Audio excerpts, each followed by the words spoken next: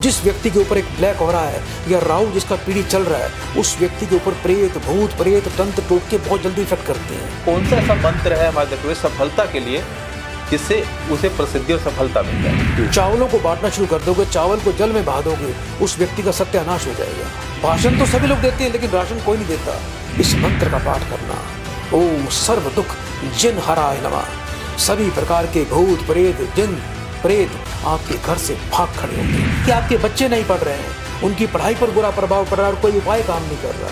जो ग्रह उच्च के होते हैं लोग उनका दान करवाते हैं। आपको कर्ज से मुक्ति मिले, कर्जा बहुत हो गया है। हनुमान जी को यदि और अधिक प्रसन्न करना चाहते हो तो हर मंगलवार को एक मीठा साबुत पत्ते का पान आप हनुमान जी को भेंट करके आए। यदि आपको धन चाहिए, आप ज्योतिषी के पास अपने धन समृद्धि को लेकर गए हैं और आपके उपाय उल्टे पड़ रहे हैं। किसी व्यक्ति को, अच्छे खासे व्यक्ति को बीमार किया जा सकता है, किसी हंसते खेलते व्यक्ति को बर्बाद किया जा सकता है। नमस्कार, हमारी खास पेशकश में आपका बहुत स्वागत है और मैं हूं देव। आज हम आपको एक ऐसी शख्सियत से मिलाने जा रहे हैं जो कि वर्ल्ड फेमस है और उनके मंत्र से लोग काफ़ी फायदा उठा रहे हैं, साथ ही अपने जीवन बदल रहे हैं और सफलता का मंत्र लेकर सफलता की ओर अग्रसर हो रहे हैं और लगातार वो फेमस होते जा रहे हैं। एस्ट्रोलॉजर हैं, साथ में तांत्रिक हैं और इसके अलावा डॉक्टर भी हैं। तो चलिए आज आपको मिलाते हैं डॉक्टर राजेंद्र कृष्णन जी से, जो कि इस वक्त हमारे साथ मौजूद हैं।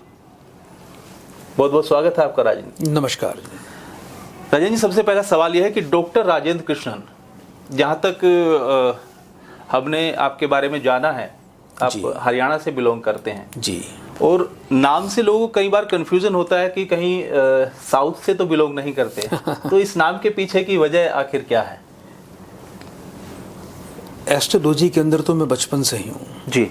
12 वर्ष की आयु से ही अपने घर परिवार, अपनी सभ्यता, अपने पारिवारिक रीति रिवाजों को छोड़कर जी मेरा बड़े बुजुर्गों के साथ बैठने को बहुत मन करता था। मैं हमेशा बचपन से ही अपनी उम्र से बहुत बड़े लोगों से ही मैंने मित्रता की है जी, और उन्हीं की संगत में रहना ये मेरे मन को अच्छा लगता था।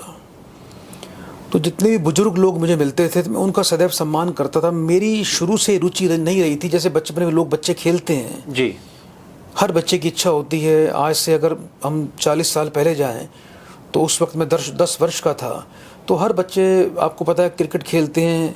पुराने टाइम के खेल होते थे, साइकिल चलाना, पिट्ठू खेलना और पता नहीं क्या क्या खेल होते हैं, आपको पता ही है सब। तो मेरी उन खेलों में कुछ ज़्यादा रुचि बचपन से रही नहीं है, थोड़ा सा मैं रिजर्व टाइप का रहा था। और शुरू से ही एक आध्यात्मिक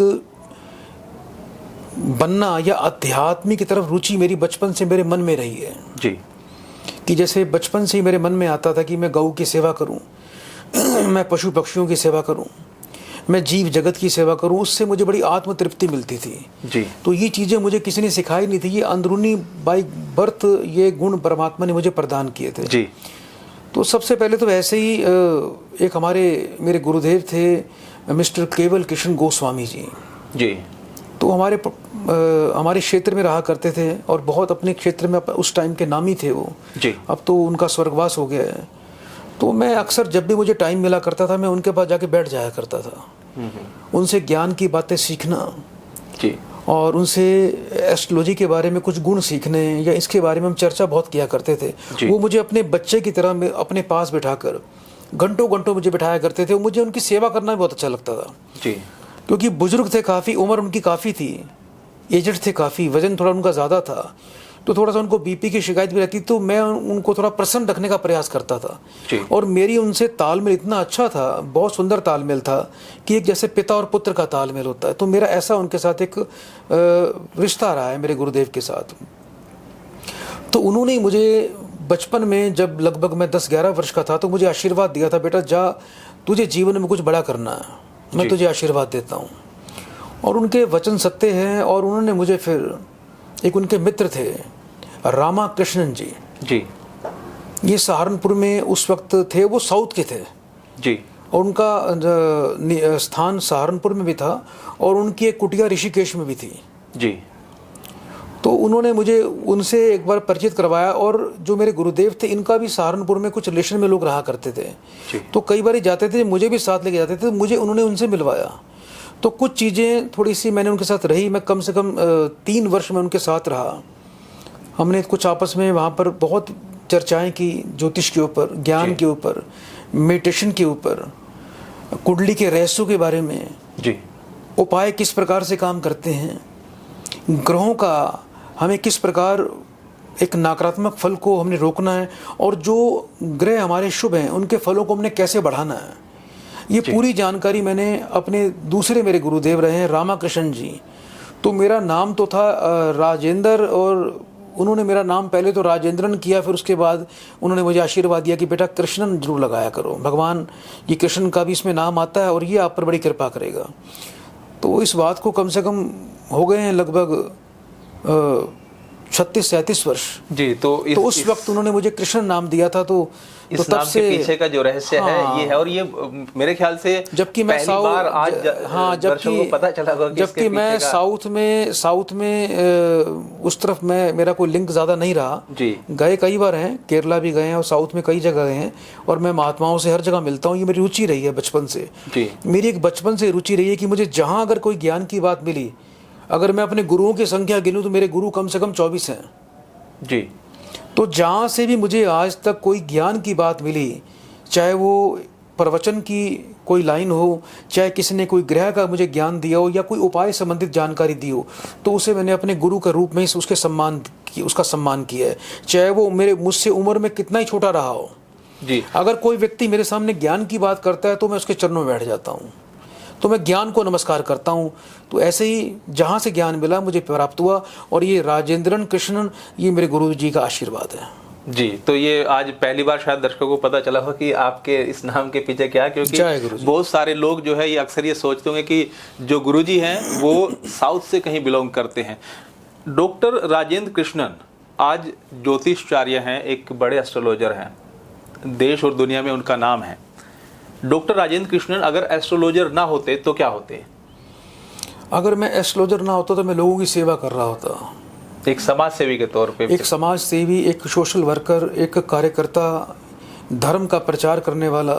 और शायद इसी वजह से जो आपके अंदर समाज सेवा की भावना है जी, वो शायद यही कारण है कि सोनीपत में आप कुछ एक आश्रम शुरू करने जा रहे हैं, वहाँ पर दवाइयाँ फ्री आपने की है काफ़ी सारी चीज़ों के लिए। जी, मैं शुरू से ही गौ सेवक रहा हूँ और गौओं की सेवा मैं आज भी करता हूँ। और हमारे दिल्ली क्षेत्र में एक मैं हूँ और एक मेरे मित्र हैं मिस्टर राजवीर जी, दिल्ली पुलिस में ACP साहब हैं जी। तो हम और वो दोनों मिलकर यहाँ गौशाला चला रहे हैं। वहाँ हमारे पास बहुत गौएं हैं, बछड़े हैं, और कुछ दूसरे जीव जंतु हैं, कुछ बकरे हैं, कुछ मुर्गियाँ हैं, कुछ बतखें हैं, काफ़ी जो हमें जानवर लावारिस मिलते हैं वहाँ उनको इकट्ठा करते हैं और हम उनकी दिन रात उनकी सेवा कर रहे हैं और बहुत अच्छे लेवल पे कर रहे हैं।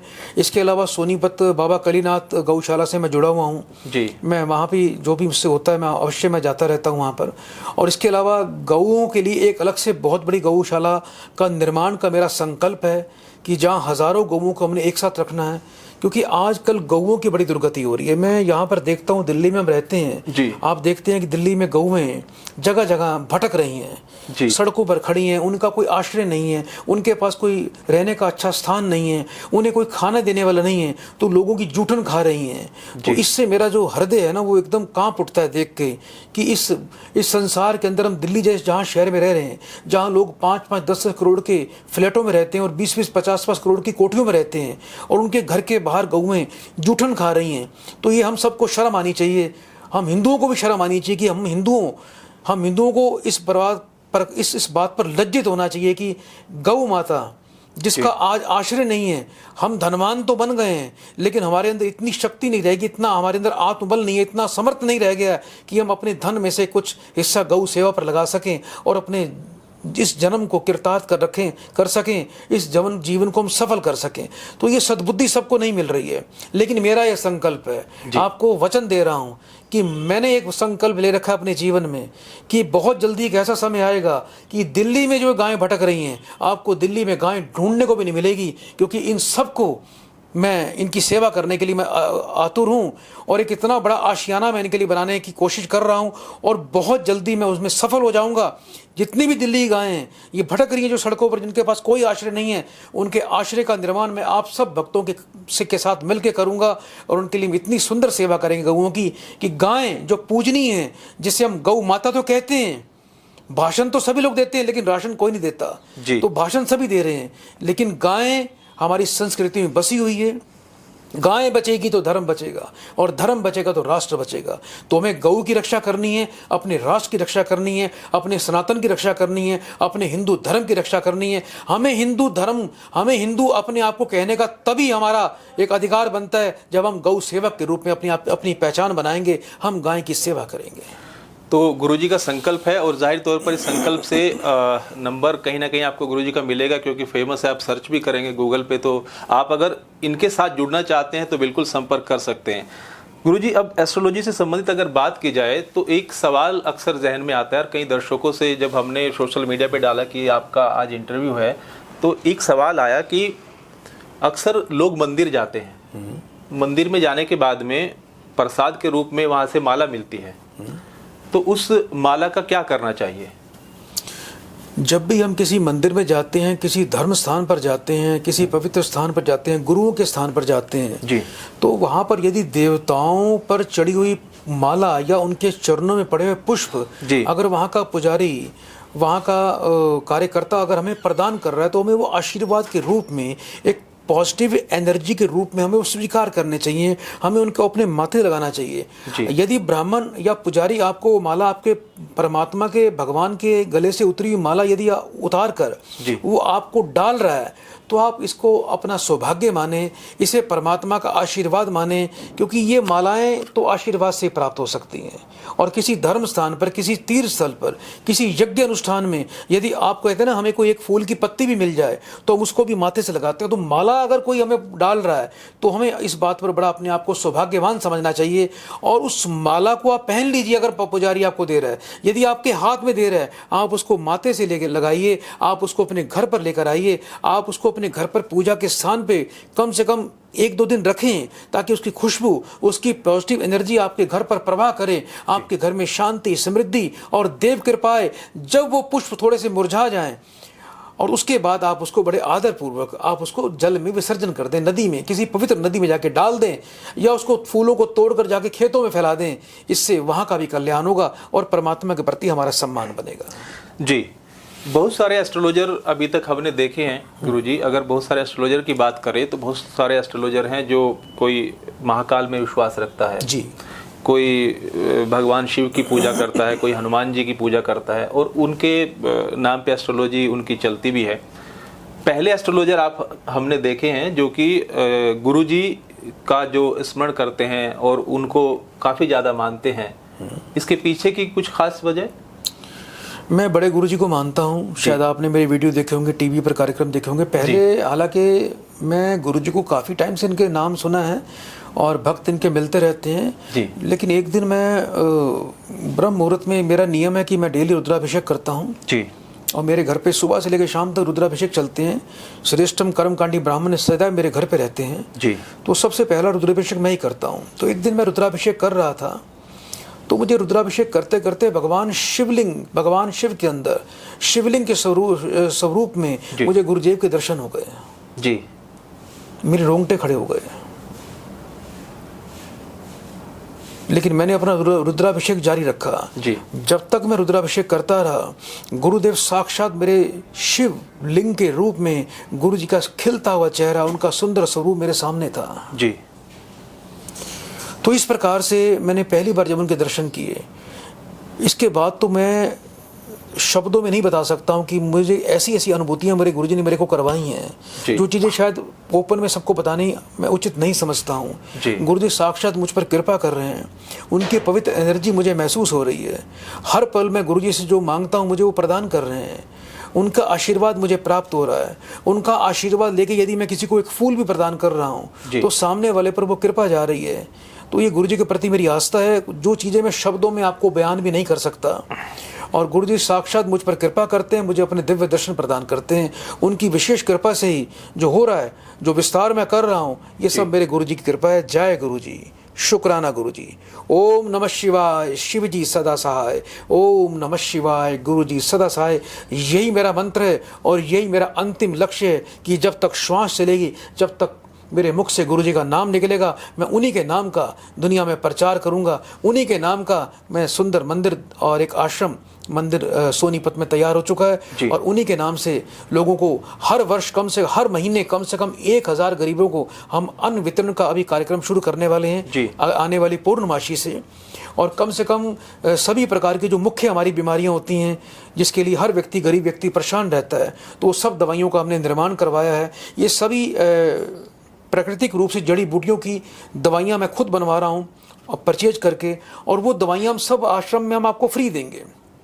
आप एक बार आइए, आप एक व्यक्ति आए, आप 100 व्यक्ति आए, आप 1000 व्यक्ति आए, कितने भी लोग आए, हम सब की फ्री सेवा करने का हमने एक संकल्प लिया है। सब गुरु जी की कृपा से हो रहा है। आप जब भी हमारे सोनीपत के आश्रम में आए, आप सुबह 8 से 12 बजे तक अपनी ध्यान साधना कर सकते हैं, गुरु जी के भजन सुन सकते हैं, आप सत्संग कर सकते हैं, आप वहाँ पर प्रसादा ग्रहण करें, और शाम को फिर 4 से 8 का कार्यक्रम हमारा रहेगा। और हर पूर्णमासी पे हम बहुत बड़ा एक बहुत विशाल भव्य कार्यक्रम वहाँ किया करेंगे, जहाँ मैं स्वयं पूरा टाइम वहाँ मौजूद रहूँगा। इसके अलावा अभी हमने एम्बुलेंस की व्यवस्था की है गुरु जी के नाम से, तो पूरे हमारे सोनीपत में किसी को भी एम्बुलेंस की सेवा चाहिए तो बहुत जल्दी हम एम्बुलेंस की सेवा शुरू करने वाले हैं। डॉक्टर हमारे वहाँ पर मौजूद रहेंगे। तो ये सब सेवा और समाज सेवा, ज्योतिष के साथ साथ धर्म की वृद्धि करना बहुत जरूरी है, मानव सेवा करना बहुत जरूरी है, क्योंकि नर सेवा ही नारायण सेवा है। हम नर की सेवा करेंगे तो गुरुदेव की बड़ी विशेष कृपा हम पर अपने आप। बिल्कुल जाहिर तौर पर शायद क्योंकि बहुत सारे एस्ट्रोलॉजर हैं सिर्फ एस्ट्रोलॉजी करते हैं, समाज सेवा की तरफ उनका रुख देखा नहीं है। पहली बार ऐसा देखने को मिल रहा है कि समाज सेवा के प्रति आपका जो रुझान है जी। एक सवाल और है गुरुजी कि जैसे अक्सर हम सुनते आए हैं कि जैसे भगवान होता है तो शैतान भी होता है। अगर आपको भगवान में विश्वास है तो शैतान में भी विश्वास रखना चाहिए। तो भूत प्रेत, जादू टोना और टोना टोटका, काला जादू, ये होता है? बिल्कुल होता है, किसने कहा नहीं होता है जी। देखो, संसार में पॉजिटिव एनर्जी हम कहते हैं, पॉजिटिव एनर्जी जी, सकारात्मक ऊर्जा, तो जो चीज़ प्लस है तो क्या उसका माइनस नहीं होगा जी। आप ऊंचाई पर जाएंगे, ऊंचाई तो तभी है जब गहराई है। विष है तो अमृत भी है जी, नेगेटिव है तो पॉजिटिव भी है। तो हर चीज़ जो भी है संसार के अंदर, आप उसके विपरीत उसकी दूसरी चीज़ खड़ी हुई है, तभी उसका अस्तित्व है। जिस प्रकार हम नेगेटिव एनर्जी की बात करते हैं तो वो भूत प्रेत, जादू टोना, ये बुरी शक्तियाँ जी। पॉजिटिव एनर्जी की बात करते हैं देव देवता जी, और एक सकारात्मक ऊर्जा। तो नेगेटिव एनर्जी और पॉजिटिव एनर्जी दोनों साथ साथ है। आज से नहीं है, जब से पृथ्वी पर जीवन चल रहा है जी तब से ये नेगेटिव और पॉजिटिव एनर्जियां दोनों साथ साथ चल रही है। जैसे देव और दानव जी, भगवान ने देवता बनाए और दूसरे राक्षस बनाए। राक्षस क्या थे? नेगेटिव एनर्जी जी। देव क्या थे? Positive energy.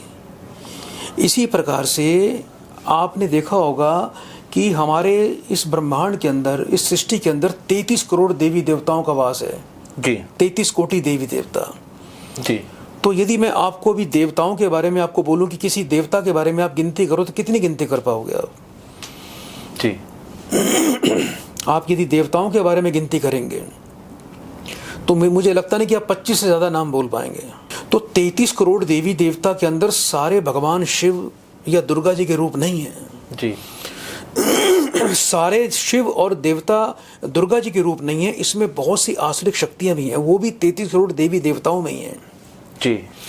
जब भगवान कृष्ण ने अर्जुन को महाभारत के युद्ध में अपना विराट स्वरूप दिखाया था जी, तो उन्होंने अपने संपूर्ण दर्शन अर्जुन को प्रदान किए थे, दिव्य दृष्टि प्रदान करके जी। तो भगवान ने आपको ये ज्ञान दिया था, अर्जुन को ज्ञान दिया था कि हे अर्जुन, कि भूत भी मैं हूँ जी, प्रेत भी मैं हूँ, राक्षस भी मैं हूँ, दानव भी मैं हूँ, शिव भी मैं हूँ, कृष्ण भी मैं हूँ, राम भी मैं हूँ, समस्त देवता भी मैं हूँ जी। ये आपके ऊपर निर्भर करता है कि आप मुझे किस रूप में पाना चाहते हैं। आप यदि देव पूजन करते हैं, आप यदि भगवान शिव का पूजन करते हैं जी, आप मृत्यु के बाद निश्चित रूप से शिवलोक में जाएंगे जी। आप यदि प्रेतों की साधना करते हैं, आप भूत की साधना करते हैं, आप कर्ण पिशाचने की साधना करते हैं, आप डाकनी शाकनी की साधना करते हैं, आप किसी जिन्नात की साधना करते हैं, तो मृत्यु के बाद वही चीजें आपको अपने क्षेत्र में लेके जाएंगी, अपने लोक में लेके जाएंगी जी।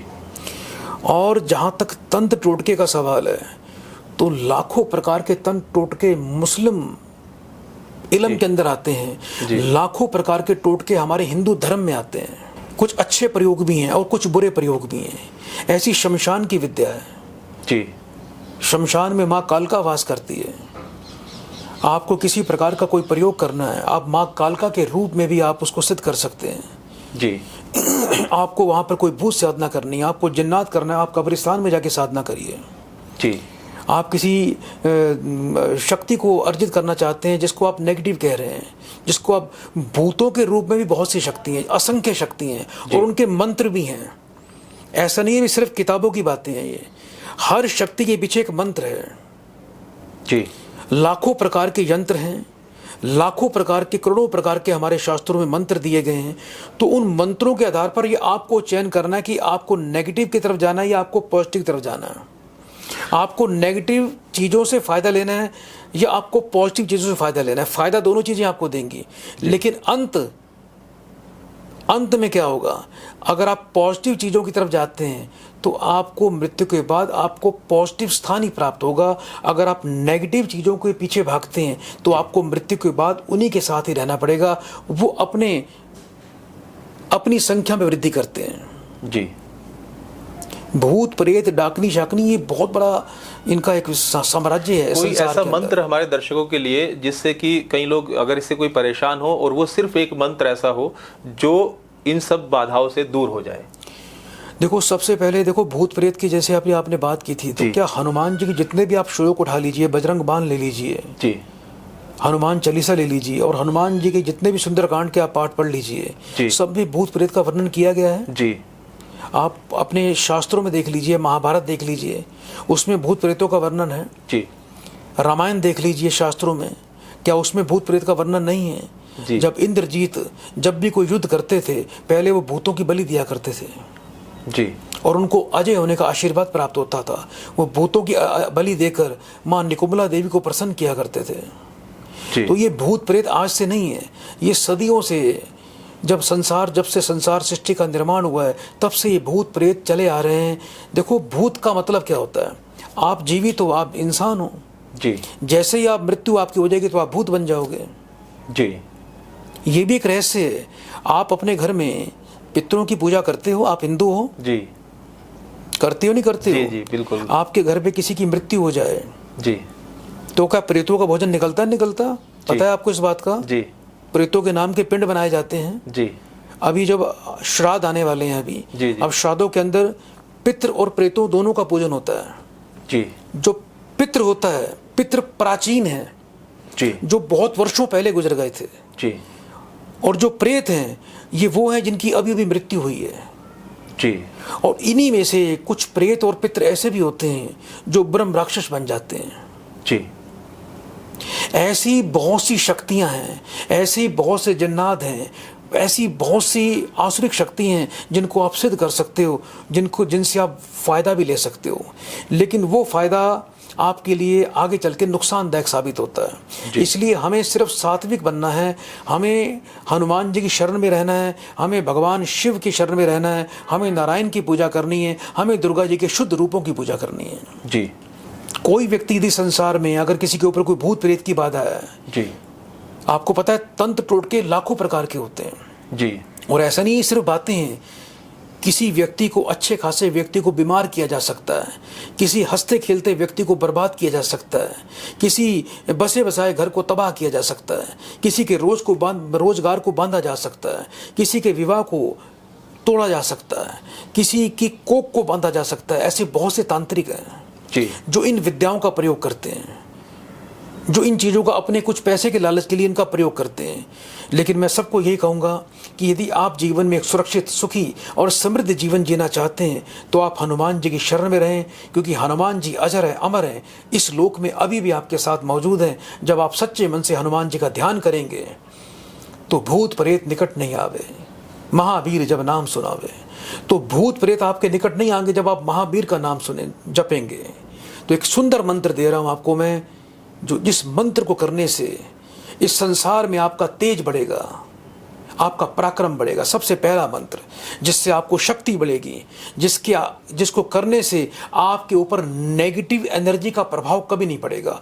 नेगेटिव एनर्जी भी उसी व्यक्ति पर प्रभाव पड़ती है, उसी व्यक्ति पर प्रभाव डालती है जो राहु केतु से पीड़ित है, क्योंकि राहु और केतु ग्रहों का प्रभाव, इनका जो संबंध होता है वो मृत आत्माओं से और नेगेटिव एनर्जी से रहता है। और जिस व्यक्ति के ऊपर एक ब्लैक हो रहा है या राहु जिसका पीढ़ी चल रहा है, उस व्यक्ति के ऊपर प्रेत, भूत प्रेत, तंत्र टोटके बहुत जल्दी इफेक्ट करते हैं जी। और ये महिलाओं पर ज़्यादा इफेक्ट करते हैं, क्योंकि महिलाओं की ऑरा बहुत वीक होती है। पुरुषों पर तंत्र का प्रभाव बहुत कम रहता है, बच्चों पर और महिलाओं पर तंत्र टोटकों का, ब्लैक मैजिक का प्रभाव बहुत अधिक रहता है। तो यदि आप चाहते हैं कि आप चाहे महिला हैं, चाहे आप पुरुष हैं, चाहे मेरी बहनें हैं, चाहे मेरे बच्चे हैं, चाहे मेरे भाई हैं, चाहे बुजुर्ग जो भी इस कार्यक्रम को देख रहे हैं, एक मंत्र आप लिख लीजिए, क्योंकि मंत्र आप मेरे टीवी पर लाइव प्रोग्राम रोज देखते हैं, मैं मंत्र सबसे अधिक देता हूं। मेरी मंत्रों में इतनी आस्था है कि जो व्यक्ति मंत्र जपता है उसकी ऑरा इतनी स्ट्रांग हो जाती है, उसके आसपास कोई जादू टोना, कोई भूत प्रेत उसके आसपास फटक भी नहीं पाता।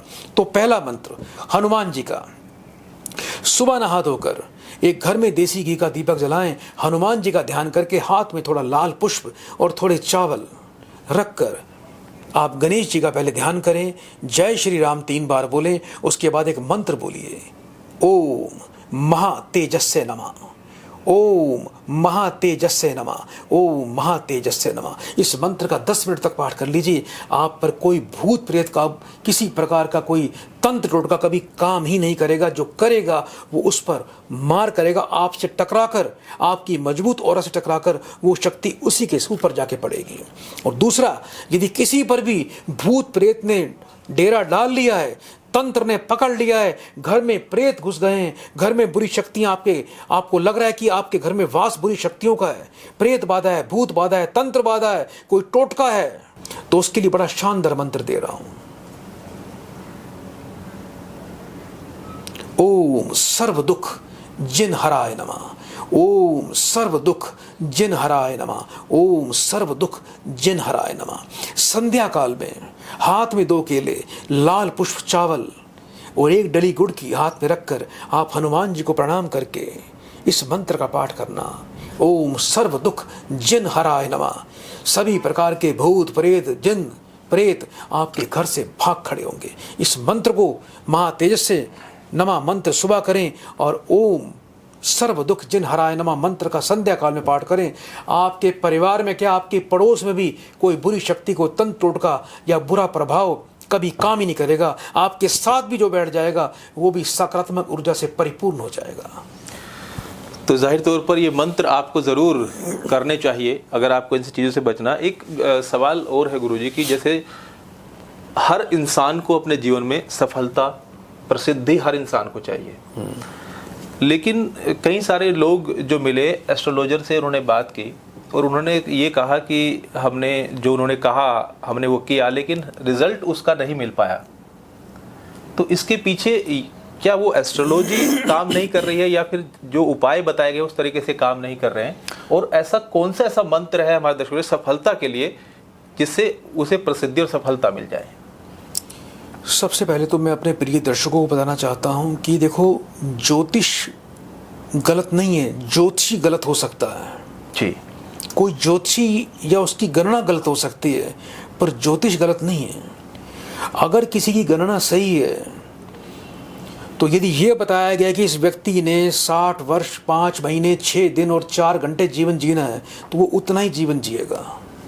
इस व्यक्ति को पेट की बीमारी से मरना है, इस व्यक्ति को हृदय घात से मरना है, इस व्यक्ति को डायबिटीज होगी, इसका लीवर फेल होगा, इसको पाइल्स होगी, ये सभी प्रकार के बीमारी और सारे योग मैं 1040 योग अपने टीवी कार्यक्रमों में, लाइव प्रोग्राम में बोल चुका हूँ। भारतीय विद्या भवन के बड़े बड़े जिन्होंने डिग्रियां कर रखी हैं एस्ट्रोलॉजी के अंदर, वो लोग मेरे पास आते हैं इनके बारे में जानकारी प्राप्त करने के लिए। तो ये ठीक यदि गणना की जाए, देखो 1 और 1 तो 2 होगा जी, कैलकुलेटर भी 1 और 1 2 बताएगा, लेकिन कोई ज्योतिषी यदि 1 को 1 प्लस करके कोई 3 लिख दे या 2.25 लिख दे या 2.5 लिख दे, तो वो ज्योतिषी गलत है जी। तो जब वो गणना गलत कर रहा है, अब होता क्या है कि कई बार लोग ब्राह्मण के पास जाते हैं, ज्योतिषी के पास जाते हैं, तो क्या होता है कि जो ग्रह उच्च के होते हैं लोग उनका दान करवाते हैं जी उनकी चीजें पानी में जल में विसर्जन करवाते हैं जी। इसको करने से उस व्यक्ति का सदैव नुकसान होगा।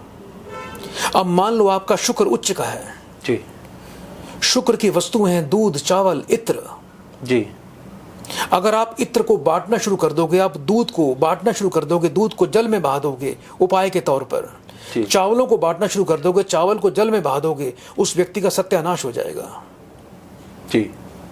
हमेशा 6, 8, 12 भावों के स्वामियों के दान करने चाहिए हमेशा नीच ग्रहों के दान करने चाहिए और उनके मंत्र जप करने चाहिए ताकि उन ग्रहों की शांति हो और उन ग्रहों का बुरा प्रभाव हमारे जीवन हमारे परिवार से दूर जाए। और जितने भी शुभ ग्रह हैं उनको हमें कभी भी उन चीज़ों का दान नहीं करना चाहिए क्योंकि जो शुभ है उसको कभी बांटते नहीं हैं उसको हम संभाल के रखते हैं। वो पॉजिटिविटी आपके जीवन की उसको भी यदि बांटना शुरू कर दोगे तो आपकी खुशी में कमी आएगी आपकी समृद्धि में कमी आएगी। कभी भी क्रूर ग्रहों का पत्थर ना पहने कभी भी 6, 8, 12 भावों के रत्न के व्यक्ति को कभी नहीं पहनने चाहिए कभी भी नीच के ग्रहों के रत्न व्यक्ति को कभी नहीं पहनने चाहिए। मैं तो रत्न तो बहुत कम ही डलवाता हूँ मैं तो सबसे ज़्यादा मंत्रों को मानता हूँ कि मंत्र की ऐसी शक्ति है। यदि आपका ज्योतिष सही है गणना उसकी सही है तो आपका उपाय कभी गलत नहीं होगा आपको उपाय रामबाण की तरह काम करेगा। यदि ज्योतिष की गणना ही गलत है यदि वो तीर तुक्के मार रहा है और कुछ भी उपाय आपसे करवाए जा रहे हैं उससे आपको नुकसान की संभावना प्रबल है। और एक मंत्र दे रहा हूं जिससे आप हर जगह भटक रहे हैं आपका कोई काम नहीं बन रहा आपको कहीं कार्य सिद्धि नहीं मिल रही है आप परेशान हैं हताश हैं निराश हैं जहां उपाय भी फेल हो जाएं तो आज एक सुन लीजिए ध्यान से। यदि आपको धन चाहिए आप ज्योतिषी के पास अपने धन समृद्धि को लेकर गए हैं और आपके उपाय उल्टे पड़ रहे हैं तो आप हर मंगलवार को मंदिर में जाएं भगवान शिव पर शिवलिंग पर गुड़ की शक्कर चढ़ाएं। यह सबसे बड़ा आपका उपाय होगा इसका कोई साइड इफेक्ट नहीं होगा। यदि आप मानसिक रूप से पीड़ित हैं आप तनाव में हैं चिंता में हैं डिप्रेशन में हैं आप हृदय विकार से पीड़ित हैं तो आप सोमवार को महादेव पे शिवलिंग पर दूध चढ़ाएं। यदि आपको तरह तरह के रोग हैं बीमारियों से घिरे हुए हैं रोज दवाई खा खा के आप पीड़ित हो चुके हैं तो आप हर बुधवार को शिवलिंग पर गन्ने का रस चढ़ाएं। यदि आप कर्जदारी से पीड़ित हैं कर्जा नहीं उतर रहा है आप कर्ज से बहुत पीड़ित हैं तो हर शनिवार को थोड़े से काले तिल थोड़ी सी गेहूं थोड़े से जौ हर शनिवार को आप भगवान शिवलिंग पर चढ़ा के आएं। यदि आप असाध्य रोगों से पीड़ित हैं आपको कोई भयानक रोग हो गया है आपको यह पता लग रहा है कि मृत्यु सामने खड़ी है अब कोई बचाने वाला नहीं है तो हर शनिवार को रात्रि काल में 8 काली मिर्च हाथ में रखकर आप मंदिर में जाके शिवलिंग पर चढ़ाएं। और यदि आप चाहते हैं आपको कर्ज से मुक्ति मिले कर्जा बहुत हो गया है तो श्वेत आर्क के यानी मदार के फूल आप हर शुक्रवार को मंदिर में जाके शिवलिंग पे चढ़ा दीजिए। यदि आप चाह रहे हैं कि आपके बच्चे नहीं पढ़ रहे हैं उनकी पढ़ाई पर बुरा प्रभाव पड़ रहा है और कोई उपाय काम नहीं कर रहा तो हर गुरुवार के दिन आप शिवलिंग पर जाकर पीले पुष्प और थोड़ी चने की दाल चढ़ा दीजिए।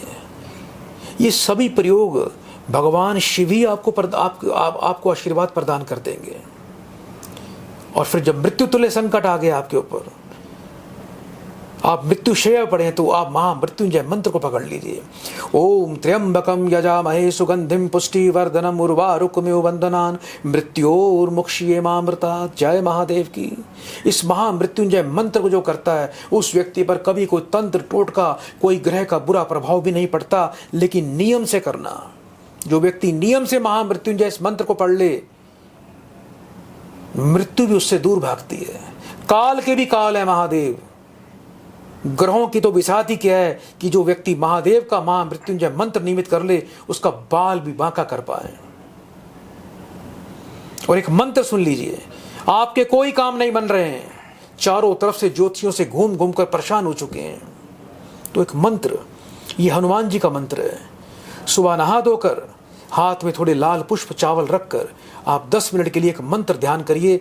एक छोटी सी हनुमान जी की मिट्टी की मूर्ति सिंदूरी कलर की आप घर पे स्थापित करें लाल वस्त्र पर, और मंत्र को पाठ करें, ओम काम रूपिणे नमः, ओम काम रूपिणे नमः, ओम काम रूपिणे नमः। हे श्री राम दूत, मेरे कार्य सभी बना दो, मेरे कार्य सिद्ध कर दो, ओम काम रूपिणे नमः। इस मंत्र का पाठ करिए, देखो कैसे काम नहीं बनते। और हनुमान जी इस युग के अंदर आपकी सुनते हैं, आपकी अर्जी को स्वीकार करते हैं। और जब काम आपका बन जाए हनुमान जी की कृपा से, तो एक पानी वाला जटा नारियल लेकर, लाल कपड़ा बांधकर, 181 रुपये की मोली धागे की अर्जी बांधकर आप किसी भी दक्षिण मुखी हनुमान जी के चरणों में रखकर आ जाना। और हनुमान जी को यदि और अधिक प्रसन्न करना चाहते हो तो हर मंगलवार को एक मीठा साबुत पत्ते का पान आप हनुमान जी को भेंट करके आए। और जब ये मीठा पान हनुमान जी को अर्पण करेंगे तो ओम कपीश्वराय नमः, ओम कपीश्वराय नमः, ओम कपीश्वराय नमः, इस मंत्र का पाठ करना। हनुमान जी देखना कितना जल्दी प्रसन्न हो जाएंगे। और जब हनुमान जी प्रसन्न हो जाएंगे तो जीवन आनंदमय हो जाएगा, खुशियों से भर जाएगा, चारों तरफ से आनंद आ जाएगा, मंगल प्रबल होगा, मंगल शुभ होगा, जीवन में मंगल ही मंगल होगा, जीवन में ऊर्जा आ जाएगी, बच्चे सुखी हो जाएंगे, परिवार संपन्न हो जाएंगे। तो जाहिर तौर पर ये जो मंत्र है आपको कोई नहीं बताएगा, और जितने भी आप टीवी पर प्रोग्राम भी देखते होंगे या फिर यूट्यूब पर या सोशल मीडिया पर देखते होंगे, ये इस तरह के मंत्र आपको कहीं मिलेंगे नहीं, क्योंकि ऐसे मंत्र सिद्धि के बाद और रिसर्च के बाद आते हैं। एक आखिरी सवाल गुरुजी से लेते हैं। गुरुजी, आखिरी सवाल ये है कि जिस तरीके से ज्योतिष आज के टाइम में एक स्किल है, विज्ञान है, ये सभी जानते हैं, और क्या ज्योतिष, जिस तरीके से आप ज्योतिष करते हैं समाज सेवा के तौर पर, बाकी चीज़ों में क्या बाजारीकरण होता जा रहा है ज्योतिष का? निश्चित रूप से हो रहा है जी। देखो, मैं सभी भक्तों को ये कहना चाहता हूँ, देखो पहले तो क्या होता था कि ज्योतिषी बड़े सीधे साधे हुआ करते थे, गांव देहात के घरों में बैठते थे, हाथों से पत्रियां बनाया करते थे, और कोई जो दक्षिणा डाल गया ले लिए, उस टाइम खर्चे भी नहीं हुआ करते थे। लेकिन आज यदि कोई व्यक्ति अपना पूरा समय ज्योतिष को दे रहा है, अपनी रिसर्च कर रहा है, और उसका भी परिवार है, तो यदि वो कुछ दक्षिणा ले भी रहा है, इसमें मैं कोई पाप नहीं समझता जी। लेकिन मैं ये भी कहूँगा सभी ज्योतिषियों से सुन लो ध्यान के, ज्योतिष का पैसा जहर के समान है। इसको यदि इकट्ठा करोगे, इससे यदि तिजोरियां भरोगे, तो ये विष आपको खा जाएगा। इसलिए ज्योतिष से खूब पैसा कमाओ, लेकिन सामने वाले के समर्थ को देखकर। कोई गरीब आए तो उसको फ्री में भी देखना है, कोई दरिद्र आए उसकी जेब से लगाकर भी उसकी सेवा करनी है, समृद्ध आए आप उससे कितना मर्जी पैसा लीजिए, और उस पैसे से भी आप धर्मार्थ करिए, आप गौ सेवा करिए, आप समाज सेवा करिए, आप धर्म की वृद्धि करिए। क्योंकि जब लाखों जीवों की आप सेवा करेंगे अपने यजमान के दिए हुए धन से, तो इससे आपका भी कल्याण होगा। तो जिनका वो धन आपके पास आया है, जो धन आपने समाज सेवा धर्म पर लगाया है, पुरुषार्थ पर लगाया है, इससे उन सब का कल्याण हो जाएगा। तो बाजारीकरण ना बनाएं, एक सिस्टम से काम करें। जिसके पास 2 पैसे हैं उससे लेने में कोई हर्ज नहीं, लेकिन जिसके पास नहीं है उसको लेना पाप है। जी, तो जाहिर तौर पर जिस तरीके से गुरुजी ने बताया उसका अनुसरण का अगर आप करेंगे तो सिद्धि, प्रसिद्धि और इसके अलावा सफलता आपके कदम चूमेगी। बहुत बहुत धन्यवाद गुरुजी, आपने हमें इतना बहुत बहुत शुभकामनाएं। बड़े प्रेम से बोलिए जय गुरुजी, शुक्राना गुरुजी, शुक्राना गुरुजी। जय। तो आज के लिए फिलहाल हमारी खास पेशकश में इतना ही, फिर नई शख्सियत के साथ होगी मुलाकात। नमस्कार।